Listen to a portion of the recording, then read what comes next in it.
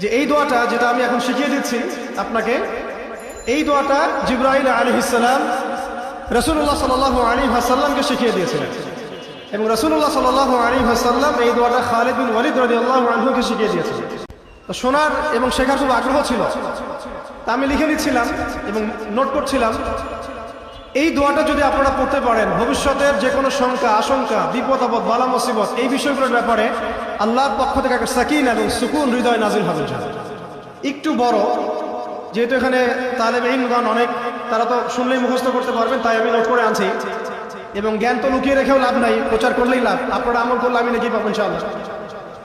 তো এই দোয়াটা হচ্ছে আউযু বিকালিমাতিল্লাহি তাম্মাতিল্লাতি লা ইউজাবিজুহুন্না বাররুন ওয়ালা ফাজির মিন শাররি মা খালাকা ওয়া যারআ ওয়া বারআ ওয়া মিন শাররি মা ইয়ানজিলু মিনাস সামাই ওয়া মা ইয়া'রুজু ফিহা ওয়া মিন শাররি মা যারআ ফিল আরদি ওয়া মা ইয়াখরুজু মিনহা ওয়া মিন শাররি ফিতানিল লাইলি ওয়ান নাহার ওয়া মিন শাররি তাওয়ারিকিল লাইল ইল্লা তাওয়ারিকান ইয়াতরুকু বিখাইরিন ইয়া রাহমান। এই দোয়াটার উপর আমল করতে থাকেন, দেখেন ভবিষ্যতের আশঙ্কা দূর হয়ে যাবে ইনশাআল্লাহ।